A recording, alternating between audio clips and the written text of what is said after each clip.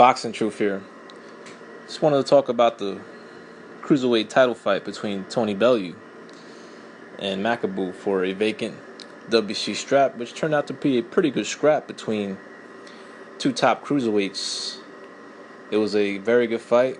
There was a lot of back and forth exchanges. Both guys showed a lot of heart, will, especially when they hurt each other.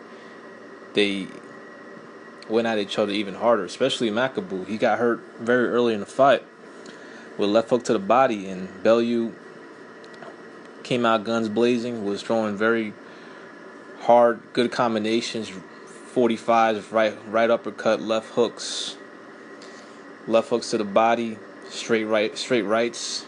He looked pretty strong tonight, considering that he's told the boxing press that he didn't have the best camp and came into the fight with nagging injuries. Of course, no fighter's ever 100% going into the ring. There's always going to be a nagging injuries, a bad elbow, sore wrist, fucked up thumb. It's always some shit going on. But you're good enough to go to at least perform at a certain level, even though there is nagging injuries. But Bellew was, despite some nagging injuries, not having the best camp, even was considering postponing the bout had it not been for a world title. He had good moments in the first round, was on his way to winning it, and then Makabu, after getting hurt, he showed his will and his demeanor and not willing to lay down, and came back very strong and popped Bellew with a straight left, knocking him on the seat of his pants in the first round. And Bellew kept his composure, got up. Luckily for him, it was at the end of the round. Makabu couldn't take advantage. The second round was a little cautious. Guys were actually feeling each other out. Bellew was moving, was boxing. Not too much happened in that round. And then the explosive finish in the third round. I mean, Bellew looked, despite his statements that he had some nagging injuries, he looked pretty damn strong, and that was an explosive, brutal knockout at the end. He straight knocked Makabu out cold with a bunch of unanswered blows. It was a devastating knockout. Just a flurry of punches, of hooks, uppercuts. The counter hook was money for Tony Bellew. That was the punch that started all. That started it all for that created the knockout.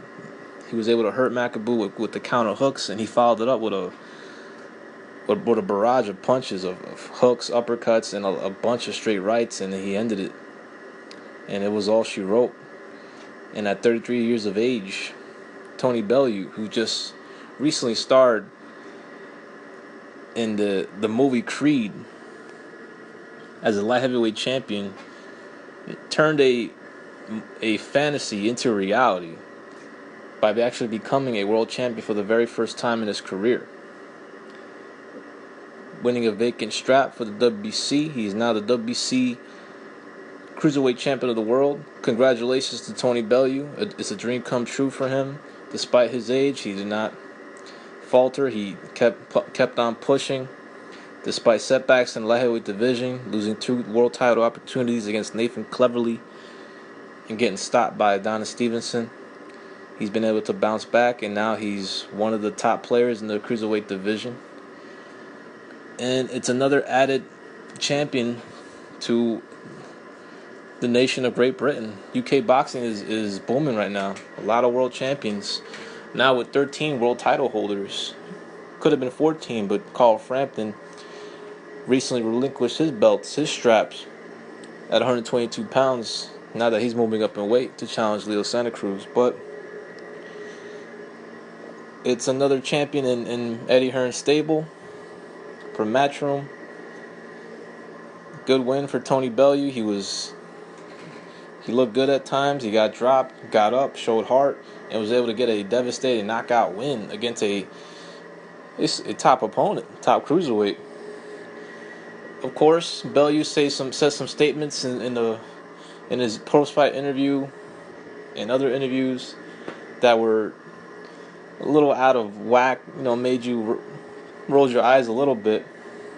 But I get it. You know, the emotions are running high. He just won his first world title in his hometown, I believe, at Goodison Park.